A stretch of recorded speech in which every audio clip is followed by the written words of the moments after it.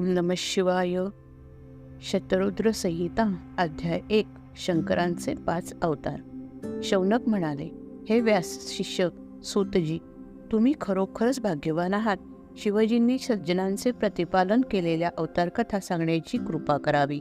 सूत म्हणाले, सर्वव्यापक शिवप्रभूंनी प्रत्येक कल्पात असंख्य अवतार धारण केले आहेत. त्यातील काही अवतार सांगणार आहे.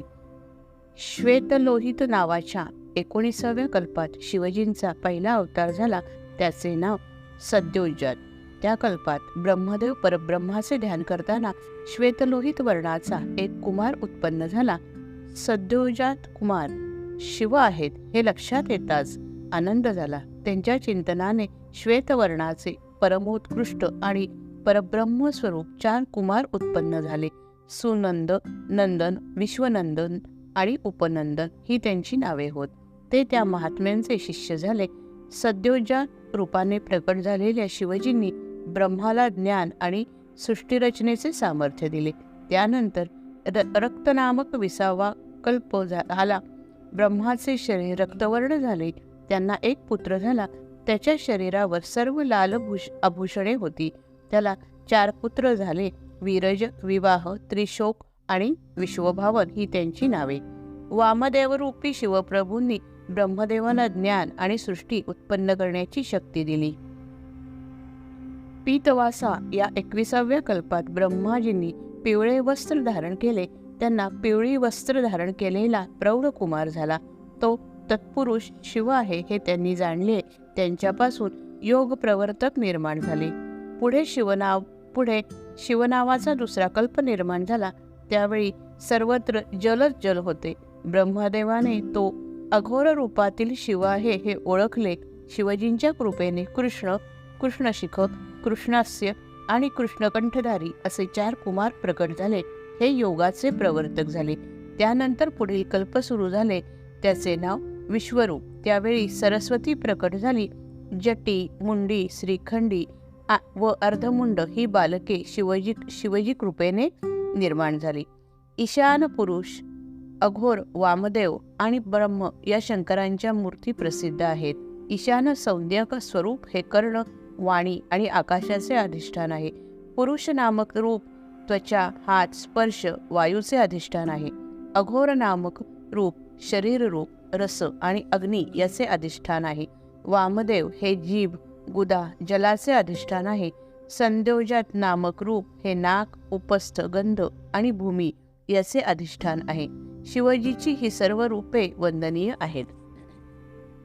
शिवजींच्या 8 मूर्ती आणि त्यांची भक्ती.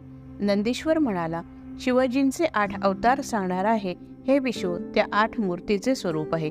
शर्व, भव, रुद्र, उग्र, भीम, पशुपती, ईशान आणि महादेव अशी त्यांची नावे आहेत.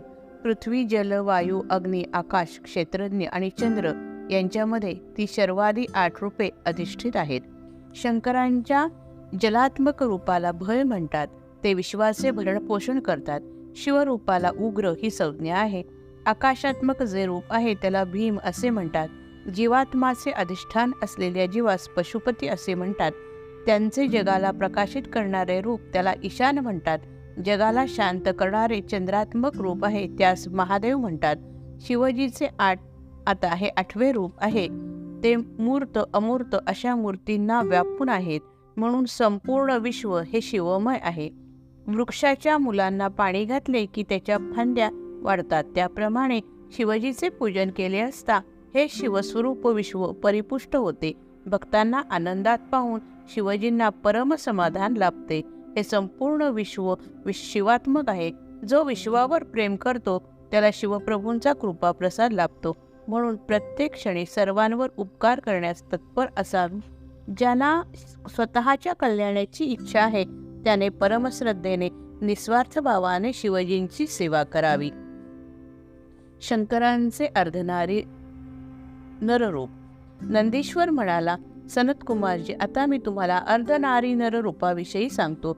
सृष्टीच्या प्रारंभी ब्रह्माजींनी प्रजा उत्पन्न केल्या. त्याचा विस्तार झाला नाही. त्यामुळे त्यांनी शिवजींची तपश्चर्या सुरू केली.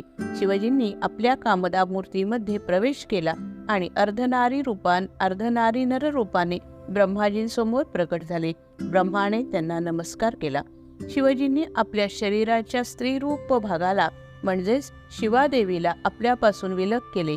ब्रह्माजी म्हणाले, मी निर्माण केलेल्या सृष्टीचा विस्तार होत नाही, यासाठी मी स्त्री पुरुष समागमातून उत्पन्न होणाऱ्या सृष्टीची निर्मिती करून प्रजांची वृद्धी करू इच्छितो. हे देवी, तू सर्व शक्तीचे उगमस्थान आहेस, म्हणून तू मला नारीकुळ उत्पन्न करण्याचे सामर्थ्य दे. तसेच चराचर जगाच्या वृद्धीसाठी आपल्या सर्व समर्थ रूपाने माझा दक्ष नावाचा जो पुत्र आहे त्याची कन्या हो. तेव्हा तथास्तु म्हणून शिवादेवीने आपल्या भ्रूमध्यातून आपल्यासारखी कांती असलेली दुसरी शक्ती निर्माण केली. त्यावेळी शंकर म्हणाले, ब्रह्माचे मनोरथ पूर्ण कर. जगदंबेने दक्षाची कन्या होण्याचे मान्य केले. तेव्हापासून जगात स्त्रियांचे कुळ अस्तित्वात आले. मैथुन सृष्टीला प्रारंभ झाला, तिचा विस्तार होऊ लागला.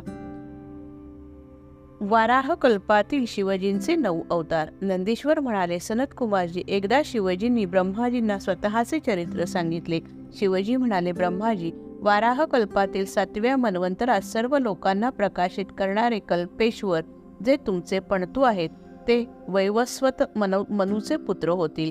द्वापार युगाच्या शेवटी अनुग्रह करण्यासाठी व ब्राह्मणांच्या हितासाठी तो प्रगट होईल. व्यासजी हे स्वामी असणार.